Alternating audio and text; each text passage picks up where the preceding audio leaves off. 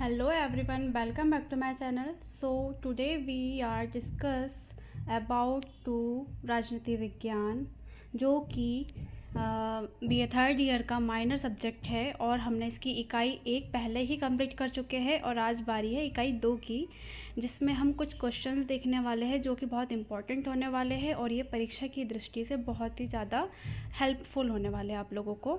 तो अभी हम लोग क्वेश्चन नंबर फर्स्ट देखते हैं, जिसमें है औपनिवेशिक प्रशासनिक इकाइयाँ क्या है, इनके क्या कार्य है, अथवा विभिन्न औपनिवेशिक प्रशासनिक इकाइयों तथा उनके कार्यों का वर्णन कीजिए। इसका उत्तर दिया हुआ है जो कि आप पढ़ सकते हैं और इसके कुछ पॉइंट है। कुछ महत्वपूर्ण औपनिवेशिक प्रशासनिक इकाइयों का परिचय निम्नवत प्रस्तुत है, जिसमें विश्व बैंक की स्थापना सन 1944 में की गई थी। इसका मुख्य कार्य विकास गति को सुधारना और गरीब देशों को वित्तीय सहायता प्रदान करना था। ठीक है, जिससे जिस भी देश को लोन वगैरह लेना होता है तो उसको इस विश्व बैंक से सहायता मिल जाती है।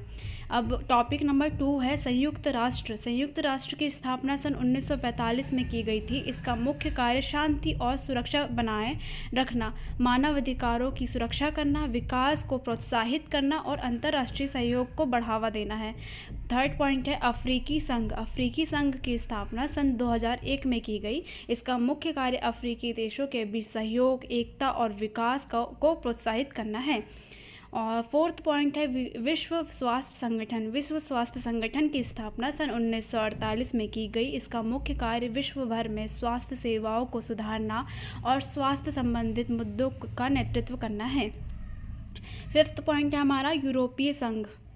तो यूरोपीय संघ की स्थापना सन 1951 में की गई। इसका मुख्य कार्य यूरोप में आर्थिक एकीकरण, शांति और सार्वजनिक सुरक्षा बनाए रखना है। सिक्स्थ नंबर का पॉइंट है अंतर्राष्ट्रीय परमाणु ऊर्जा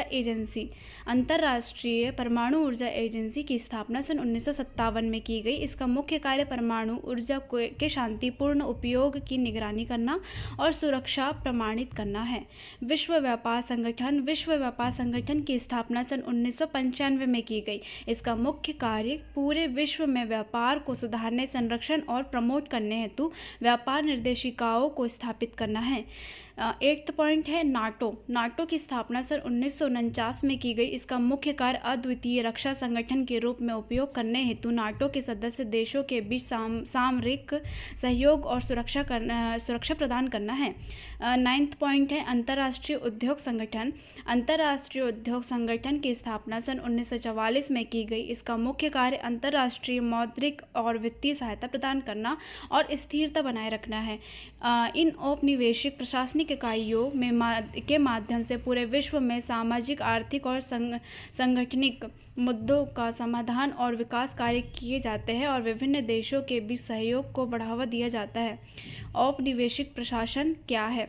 औपनिवेशिक प्रशासन यह एक कमजोर राष्ट्र पर एक शक्तिशाली राष्ट्र के राजनीतिक नियंत्रण का विस्तार है। इसका आशय यह है कि कमजोर राष्ट्र पर राजनीतिक रूप से प्रभुत्व होता है और संयुक्त राष्ट्र उसका आर्थिक रूप से शोषण करता है। उपनिवेशवाद को साम्राज्यवाद भी कहा जाता है।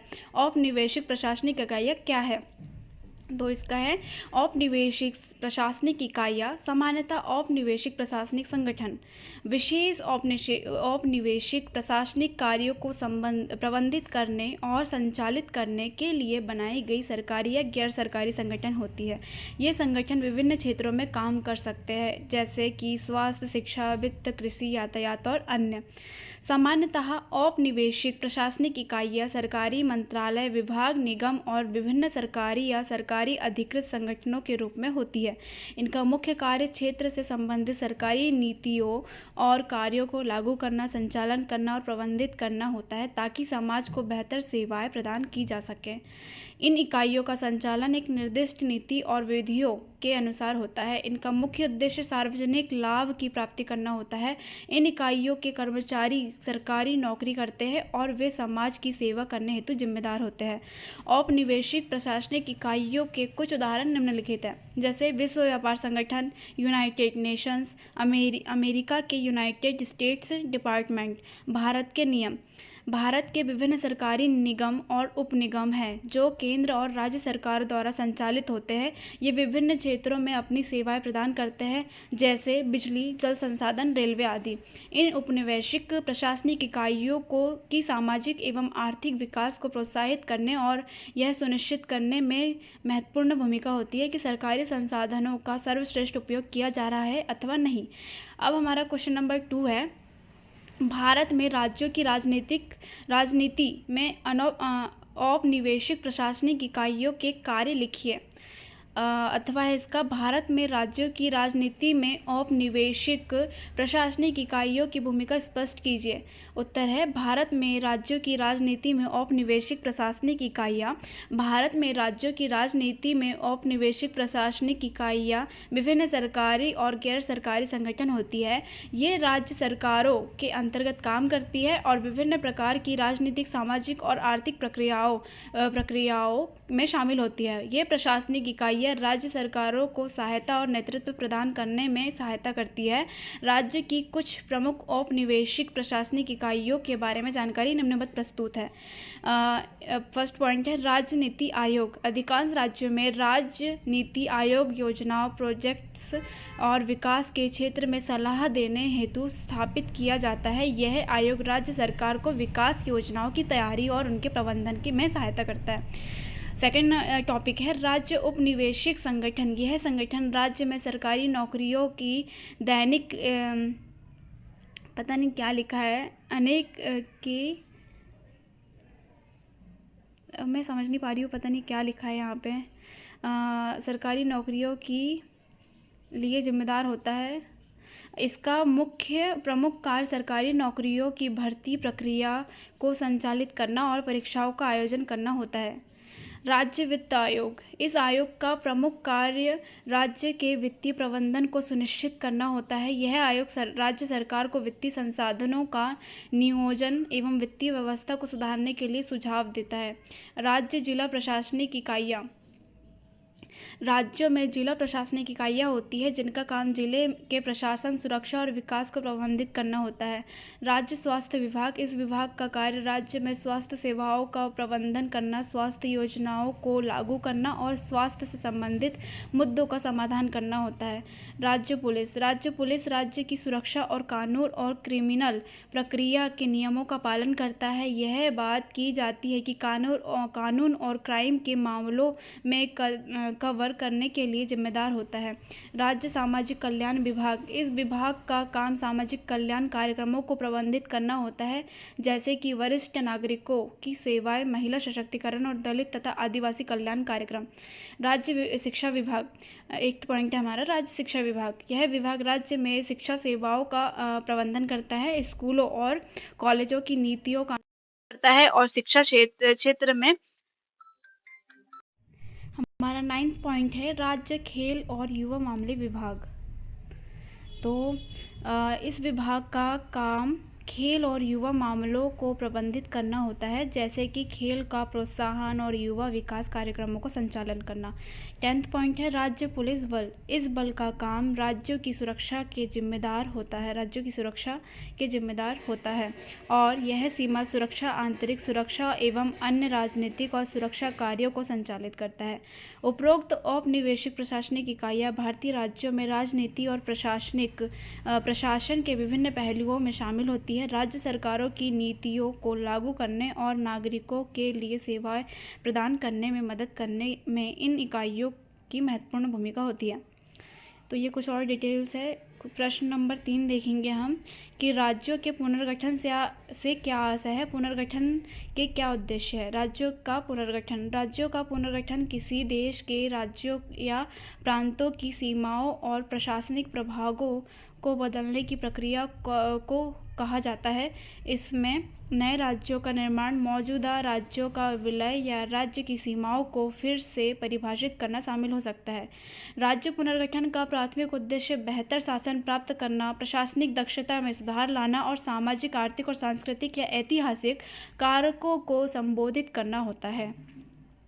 राज्यों का पुनर्गठन भारत के संदर्भ में भारत के संदर्भ में राज्यों का पुनर्गठन ऐतिहासिक रूप से एक महत्वपूर्ण प्रक्रिया रही है। 1956 के राज्य पुनर्गठन अधिनियम के बाद 1956 में भारत में एक प्रमुख राज्य पुनर्गठन हुआ। यह पुनर्गठन भाषाई अंतर, सांस्कृतिक विविधता और प्रशासनिक दक्षता सहित विभिन्न कारकों से प्रेरित था। भारतीय जनता ने स्वतंत्रता प्राप्त करने के पहले से ही भाषा के आधार पर राज्यों को पुनर्गठन करने की मांग की थी, लेकिन स्वतंत्रता के पश्चात इसकी मांग और बढ़ गई। राजनीतिक कारणों से स्वतंत्रता के पहले और बाद में भारत का सबसे बड़े राजनीतिक दल कांग्रेस ने भाषा के आधार पर राज्यों की पुनर्गठन की मांग का समर्थन किया। इतना ही है। प्रश्न नंबर 4 है, राज्यों के पुनर्गठन के तहत कौन कौन से मुद्दे शामिल होते हैं, स्पष्ट कीजिए। इसका उत्तर है, राज्यों के पुनर्गठन के तहत मुद्दे। राज्यों का पुनर्गठन चाहे भारत में हो या अन्य देशों में, प्रायः अनेक जटिल मुद्दे और चुनौतियां शामिल होती हैं। राज्य पुनर्गठन की प्रक्रिया के दौरान प्रायः सामने आने वाले कुछ प्रमुख मुद्दे निम्नवत हैं। जैसे फर्स्ट पॉइंट है भाषाई एवं सांस्कृतिक पहचान। भाषा तथा संस्कृति प्रायः राज्य पुनर्गठन में महत्वपूर्ण भूमिका निभाते हैं। समुदाय भाषाई और सांस्कृतिक पहचान के आधार पर अलग अलग राज्यों या क्षेत्रों की मांग कर सकते हैं। इसमें चुनौती प्रशासनिक व्यवहार्यता के साथ भाषाई और सांस्कृतिक आकांक्षाओं को संतुलित करने की है। सेकंड पॉइंट है आर्थिक असमानताएं। राज्यों के पुनर्गठन से क्षेत्रों के बीच आर्थिक असमानता पैदा हो सकती है। कुछ क्षेत्र आर्थिक रूप से मजबूत हो सकते हैं जबकि अन्य कमजोर भी हो सकते हैं। साधनों और विकास के अवसरों का समान वितरण सुनिश्चित करना एक चुनौती है।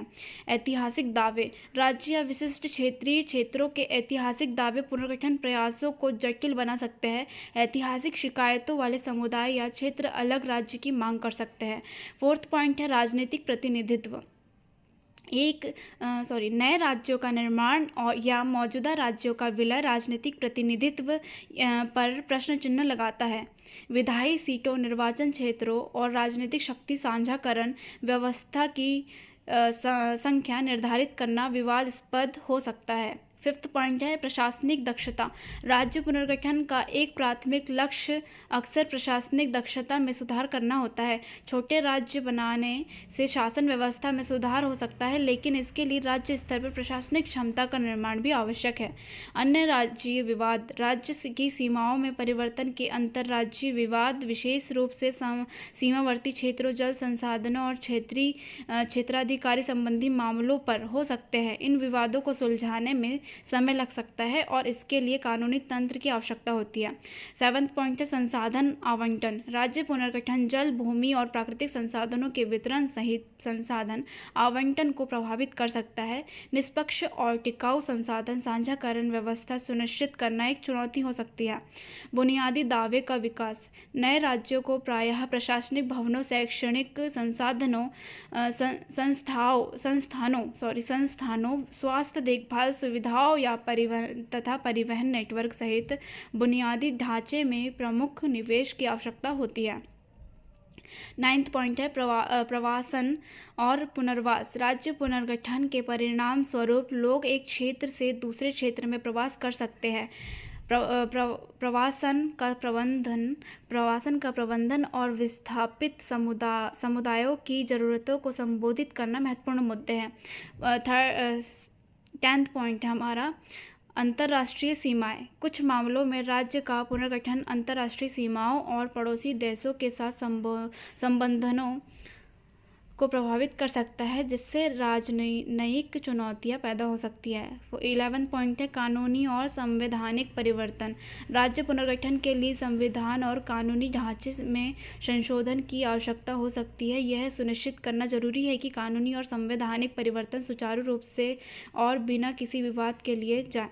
जनता की राय और स्वीकृति। पुनर्गठन के लिए सार्वजनिक स्वीकृति और समर्थन प्राप्त करना चुनौतीपूर्ण हो सकता है। आम सहमति बनाने हेतु प्रभावी संचार और परामर्श प्रक्रियाएं महत्वपूर्ण है। 13 पॉइंट है सामाजिक और सांप्रदायिक सद्भाव। पुनर्गठन के दौरान और बाद में सामाजिक और सांप्रदायिक सद्भाव बनाए रखना आवश्यक है, क्योंकि इससे जाति या सांप्रदायिक तनाव उत्पन्न हो सकते हैं। इसलिए इस हेतु समावेशिता और सामाजिक एकजुटता को बढ़ावा हेतु प्रयास किए जाने आवश्यक है। वित्तीय निहितार्थ।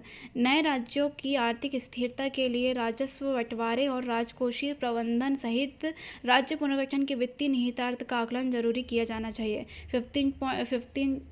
15 नंबर का पॉइंट है दीर्घकालिक योजना। नवनिर्मित राज्यों की सफलता एवं स्थिरता सुनिश्चित करने हेतु राज्य पुनर्गठन के साथ साथ शासन, विकास और संसाधन प्रबंधन की एक दीर्घकालिक योजना भी बनाई जानी आवश्यक है। कुछ डिटेल में और है। पुनर्गठन एक जटिल और हमारा अगला क्वेश्चन है क्वेश्चन नंबर 5। भारत में राज्यों के पुनर्गठन का दृष्टिकोण या परिप्रेक्ष्य क्या है, व्याख्या कीजिए। भारत में राज्यों के पुनर्गठन का दृष्टिकोण या परिप्रेक्ष्य। भारत में राज्य के पुनर्गठन का दृष्टिकोण बहुआयामी है और समय पर परिस्थितियों के साथ विकसित हुआ है। यह भाषाई, सांस्कृतिक, ऐतिहासिक और प्रशासनिक विचारों सहित विभिन्न कारकों के बीच एक नाजुक संतुलन को दर्शाता है। भारत में राज्यों के पुनर्गठन पर कुछ प्रमुख दृष्टिकोण अथवा परिप्रेक्ष्य निम्नवत है। भाषाई पहचान। भारत में राज्य पुनर्गठन को चलाने वाले प्राथमिक दृष्टिकोणों या परिप्रेक्ष्यों में से एक भाषाई पहचान रही है। भाषाई राज्यों की मांग इस विश्वास पर आधारित थी कि जो लोग एक समान भाषा साझा करते हैं उनकी सांस्कृतिक, सामाजिक और प्रशासनिक ज़रूरतें समान होने की अधिक संभावना होती है। इस दृष्टिकोण परिप्रेक्ष्य के कारण भाषाई आधार पर संगठित राज्यों का निर्माण हुआ। प्रशासनिक दक्षता की आवश्यकता एक अन्य महत्वपूर्ण परिप्रेक्ष्य है। प्रायः यह माना जाता है कि छोटे राज्य अपनी आबादी की विशिष्ट आवश्यकताओं को पूरा करने के लिए अधिक प्रबंधकीय और बेहतर ढंग से सुसज्जित होते हैं। इस बारे में बेहतर प्रशासन और सेवा वितरण केंद्रीय लक्ष्य होता है।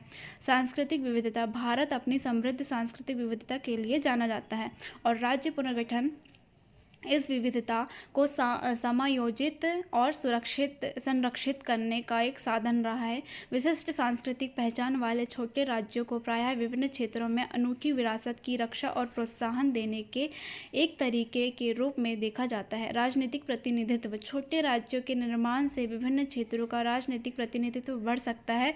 इस परिप्रेक्ष्य को प्रायः ऐतिहासिक रूप से हाशिए पर रहने वाले का कम प्रतिनिधित्व वाले समुदायों को सशक्त बनाने के एक तरीके के रूप में देखा जाता है। ऐतिहासिक दावे।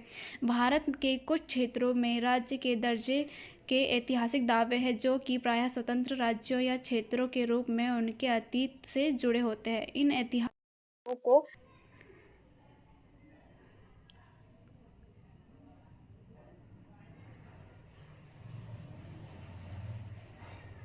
यहीं पर प्रश्न नंबर 7 है हमारा। राज्य की राजनीति में भाषा, धर्म और पहचान निर्माण की क्या भूमिका है। इसका अथवा है भारत में क्षेत्रीय पहचान को आकार देने में भाषा की भूमिका की संक्षिप्त कीजिए। अथवा है राज्य की राजनीति को भाषा, धर्म और पहचान कैसे प्रभावित करते समझाइए। तो ये इसकी डिटेल है जिसके कुछ पॉइंट दिए हुए हैं। भाषा आ है भाषाई राज्य, ब है पहचान और क्षेत्रीय राजनीति, भाषा आधारित आरक्षण। सेकंड नंबर है धर्म, सांप्रदायिक राजनीति, अल्पसंख्यक अधिकार, धार्मिक प्रभाव। तीसरा है पहचान निर्माण। इसका अ पॉइंट है जाति आधारित राजनीति, क्षेत्रीय पहचान आंदोलन, अंतर विभागीयता। अब लघुत्तरीय प्रश्न की बारी है। भारत के प्रमुख क्षेत्रीय दलों के नाम लिखिए। तो यह नेशनल कांग्रेस, असम गण परिषद, अकाली दल और द नंबर है, इसको थोड़ा मिनिमाइज़ करना पड़ेगा, द्रविड़ मुनेत्र कणगम और अन्ना द्रविड़ मुनेत्र कणगम। तेलुगु देशम है, सॉरी वो मेरा चश्मा नहीं है इसलिए मुझे दिख नहीं रहा है अच्छे से, तो तेलुगु देशम। अब सेकंड क्वेश्चन है हमारा, भारतीय राजनीति पर क्षेत्रीयता का प्रभाव संक्षेप में बताइए। तो ये छोटा सा क्वेश्चन है। उसका उत्तर है भारतीय राजनीति पर क्षेत्रीयता का प्रभाव। क्षेत्रवाद एक भयंकर राजनीतिक बुराई है। इसकी परिभाषा इस प्रकार की जा सकती है कि क्षेत्रीयतावाद से यहाँ हमारा तात्पर्य एक देश या देश के किसी भी भाग से है जो आर्थिक, भौगोलिक, सामाजिक आदि कारणों से अपने पृथक अस्तित्व के लिए जागरूक हो। भारतीय राजनीति के संदर्भ में क्षेत्रवाद का अर्थ है राष्ट्र की तुलना में किसी क्षेत्र विशेष अथवा किसी प्रांत के प्रति विशेष लगाव अथवा प्रेम दिखाना। भारत में एक संकुचित प्रवृत्ति संपूर्ण देश में व्याप्त है। इससे प्रोत्साहित होकर यहाँ अनेक आंदोलन किए जाते रहे हैं।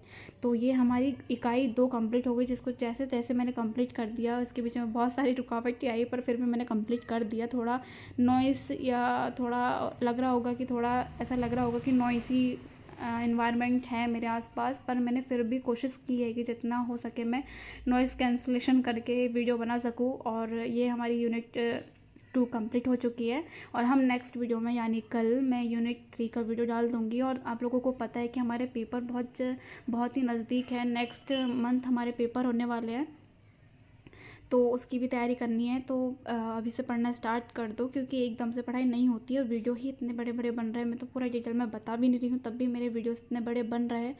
तो अभी से कोशिश करो कि थोड़ा बहुत पढ़ लो, थोड़ा नॉलेज ले लो, इस जो भी क्वेश्चन आए उसके बारे में लिख सको। और मिलते हैं नेक्स्ट वीडियो में। और वीडियो अच्छा लगा हो, थोड़ी भी हेल्प हो आप लोगों की, तो प्लीज़ चैनल को लाइक, शेयर एंड सब्सक्राइब कर देना। और मिलते हैं नेक्स्ट वीडियो में।